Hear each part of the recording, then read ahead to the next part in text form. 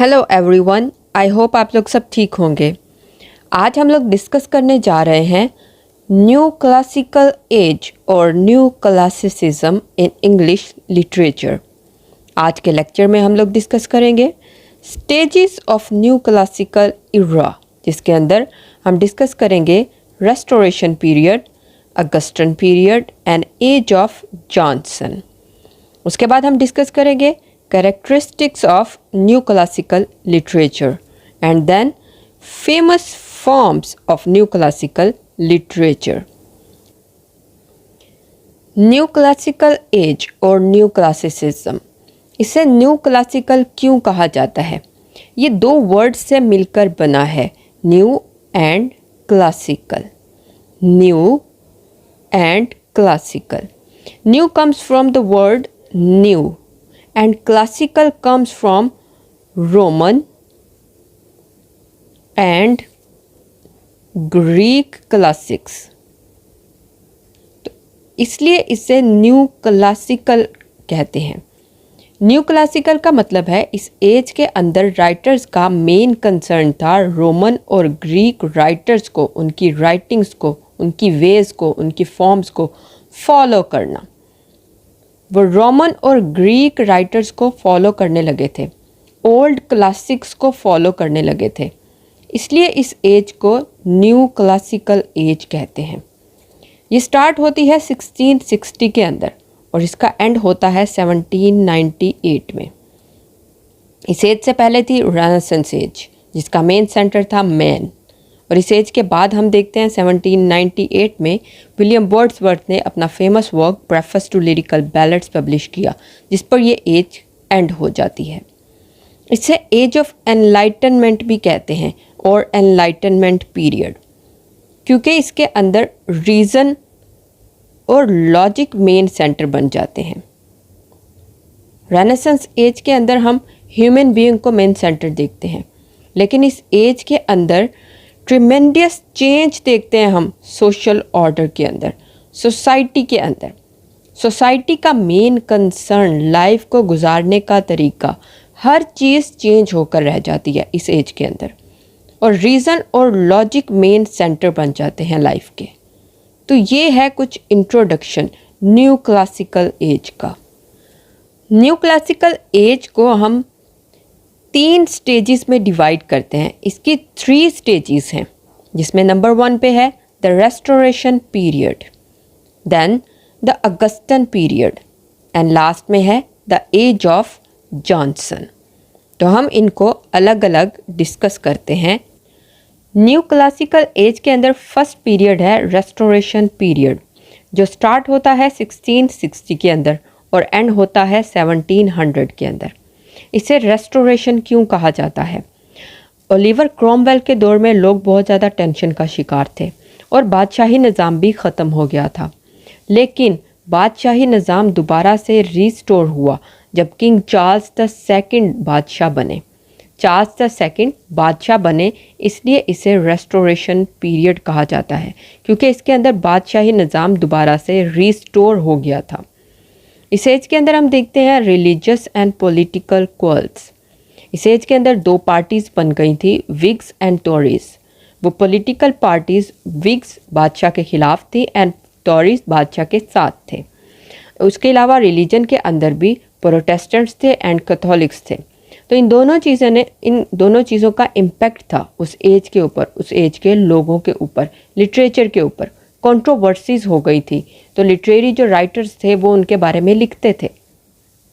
Then the revolution, king Charles के brother James the second जब king बने तो लोग उनके खिलाफ हो गए, उन्होंने रिवोल्ट कर दिया और 1688 के अंदर वो अपनी बादशाहत से ख़त्म हो गए। तो इसलिए इसे एज ऑफ रेवोल्यूशन भी कहा जाता है, क्योंकि लोगों ने रिवोल्ट किया बादशाह के खिलाफ। उसके बाद है राइज ऑफ न्यू क्लासिसिज्म।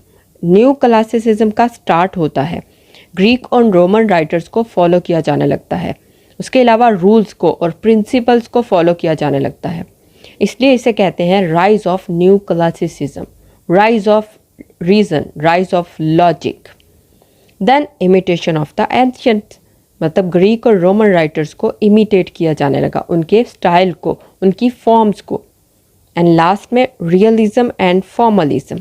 इस एज के राइटर्स का मेन कंसर्न था रियलिटी को दिखाना, वॉइसेस को दिखाना, और उनकी अपनी फॉर्म को वो सिंपल रख कर रियलिटी को पोर्ट्रे करते थे, सिंपल फॉर्म को फॉलो करते थे। तो ये हैं कुछ कैरेक्टरिस्टिक्स इस एज की। रेस्टोरेशन पीरियड के बाद हमारे पास आता है अगस्टन पीरियड, जो स्टार्ट होता है 1700 के अंदर और एंड होता है अराउंड 1740। इस एज को अगस्टन पीरियड इसलिए कहा जाता है क्योंकि इस पीरियड के राइटर्स जो थे वो किंग अगस्टस की एज के राइटर्स को फॉलो करते थे, लैटिन राइटर्स को फॉलो करते थे, इसलिए इसे अगस्टन पीरियड कहा जाता है। इस एज के अंदर, इस पीरियड के अंदर हम देखते हैं coffee houses and literary activities. Coffee houses common हो जाते हैं, तो इस वजह से लिटरेरी एक्टिविटीज़ भी कॉमन हो जाती हैं। लोगों का इंटरेस्ट डेवलप होता है रीडिंग के अंदर और पब्लिशिंग के अंदर, तो वर्क्स ज़्यादा से ज़्यादा पब्लिश होना शुरू हो जाते हैं और रीडिंग कॉमन हो जाती है, जिसकी वजह से हम देखते हैं rise of middle class. Middle class के जो लोग हैं उनकी आवाज़ आम होने लगती है, उनकी प्रॉब्लम्स आम होने लगती है। जबकि रेस्टोरेशन पीरियड में हम पूरा का पूरा जो बादशाही निज़ाम है वो देखते हैं, अपर क्लास देखते हैं, अपर क्लास के लोगों की आवाज़ थी वो रेस्टोरेशन पीरियड। जबकि अगस्टन पीरियड में हम मिडिल क्लास को देखते हैं, राइज ऑफ मिडिल क्लास। कि मिडिल क्लास के जो लोग थे, क्योंकि उनमें पढ़ना लिखना आम हो गया, तो उनकी आवाज़ भी उठने लगी। उसके अंदर ये इस एज को हम मेनली एज ऑफ पॉप कहते हैं। अलेक्जेंडर पॉप कहा जाता है कि अलेक्जेंडर पॉप के साथ अगस्टन एज स्टार्ट होती है और उनकी डेथ पे ये एज ख़त्म होती है, इसलिए इसे एज ऑफ पॉप कहते हैं। जो प्रोमिनेंट राइटर थे इस एज के, और भी बहुत सारे राइटर्स थे लाइक ड्राइडन एंड बहुत सारे और राइटर्स, लेकिन अलेक्जेंडर पॉप को मेनली इस एज का प्रोमिनेंट राइटर कहा जाता है। इस एज के अंदर हम देखते हैं reflection of the contemporary society. जो मौजूदा सोसाइटी थी उसका हम रिफ्लेक्शन देखते हैं वर्क्स के अंदर। राइटर्स जो प्रेजेंट प्रॉब्लम्स थी उनके बारे में डिस्कस करने लगे, इसलिए इसे एज ऑफ सटायर भी कहते हैं। कि जो लोगों की नेगेटिव चीज़ें थी, वॉइसेस थी, उनको उन पे तंज किया जाने लगा, उनके बारे में लिखा जाने लगा। राइटर्स उनको पोर्ट्रे करते थे अपने वर्क्स के अंदर, उन गलत चीज़ों को जो बादशाहत के अंदर थी, जो रिलीजन के अंदर थी, पॉलिटिक्स के अंदर थी या सोसाइटी के अंदर।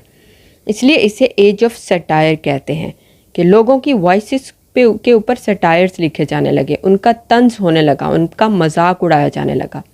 तो ये है अगस्टन पीरियड, जिसे किंग अगस्टस के नाम से कहा जाता है। अगस्टन पीरियड के बाद हमारे पास है एज ऑफ जॉनसन, जो स्टार्ट होती है 1740 के राउंड अबाउट और एंड होती है 1790 के अंदर। इसे एज ऑफ जॉनसन इसलिए कहते हैं कि इस एज के फेमस और प्रोमिनेंट राइटर थे डॉक्टर सैमुअल जॉनसन, जिन्होंने अपना फेमस वर्क जिनका था, उन्होंने डिक्शनरी पब्लिश की, the dictionary of English language, इसलिए इसे एज ऑफ जॉनसन कहते हैं।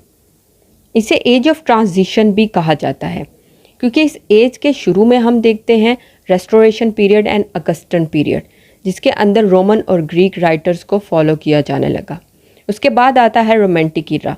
तो ये दोनों इमोशंस और लॉजिक, इन दोनों के दरमियान का इरा है ये एज ऑफ जॉनसन।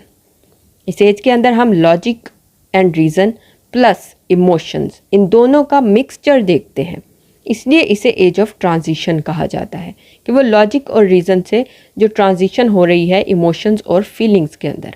क्योंकि इसके बाद आता है रोमांटिक इरा और रोमांटिक पीरियड। उसके बाद इसके अंदर हम डिक्लाइन देखते हैं पार्टी का, ये जो पॉलिटिकल पार्टीज़, उसके अलावा जो किंग्स की पार्टीज़ हैं उनका डिक्लाइन देखते हैं। पार्टीज़ थी लेकिन उनका डिक्लाइन होने लगा, अपर क्लास का डिक्लाइन होने लगा। Next we see characteristics of new classical age. New classical age की सबसे पहली कैरेक्टरिस्टिक है कंजर्वेटिज्म, मतलब ट्रेडिशन को, रूल्स को फॉलो करना। कंजर्वेटिज्म मेन कैरेक्टरिस्टिक है इस एज की। उसके बाद हम देखते हैं influence of materialism, materialistic society. Materialism main concern था इस एज का। अपर क्लास, और जो राइटर्स थे वो भी अपनी राइटिंग के अंदर उसी अपर क्लास को, उस मटीरियलिस्टिक सोसाइटी की वॉइसेस को ही कंसीडर करते थे, उनके बारे में डिस्कस करते थे। तो मटीरियलिज्म मेन कंसर्न हो गया। अपर क्लास सोसाइटी, उनका उठना बैठना पहनना, शेप, उनकी फॉर्म, ये मेन कंसर्न हो गया उनका। उसके बाद इमिटेशन ऑफ क्लासिक्स, हम इस एज के अंदर देखते हैं रोमन और ग्रीक राइटर्स की राइटिंग को, उनकी फॉर्म्स को, उनके स्टाइल को फॉलो किया जाने लगा, उनके रूल्स को, उनके प्रिंसिपल्स को फॉलो किया जाने लगा, मतलब कॉपी किया जाने लगा क्लासिक्स को, ओल्ड क्लासिक्स को।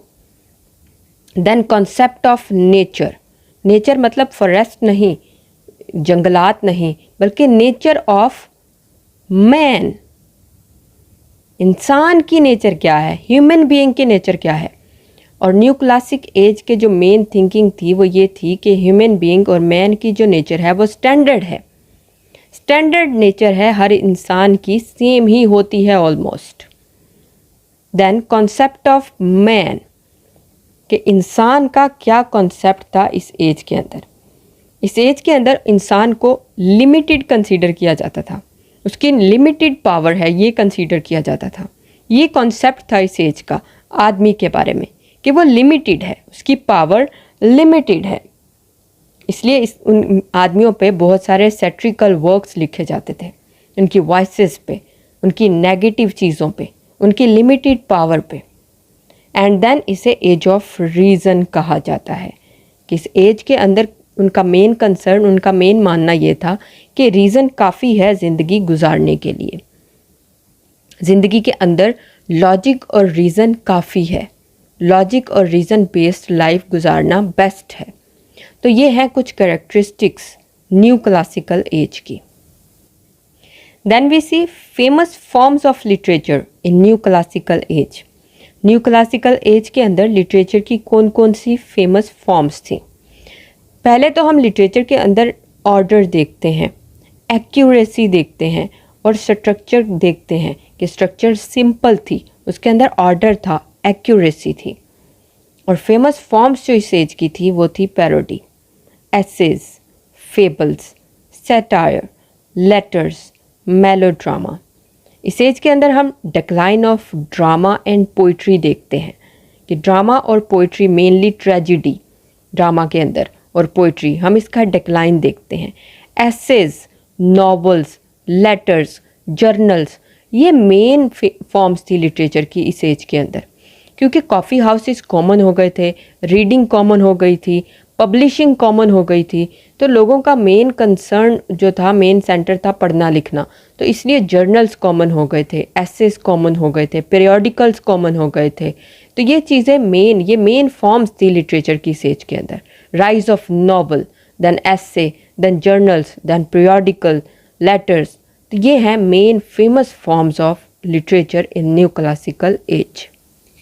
और लास्ट में है famous writers of new classical age, जिसके अंदर है Daniel Defoe, Alexander Pope, Jonathan Swift, Joseph Addison, John Dryden and Samuel Johnson.